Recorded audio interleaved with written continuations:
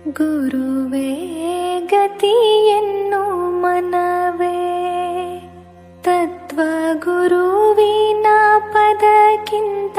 ಪೆರತೊಂದು ಘನವೇ ಕೇಳ್ಪೆರತೊಂದು ಘನವೇ ಗುರುವೇ ಗತಿಯನ್ನು ಮನವೇ ತತ್ವ ಗುರುವಿನ ಪದಕ್ಕಿಂತ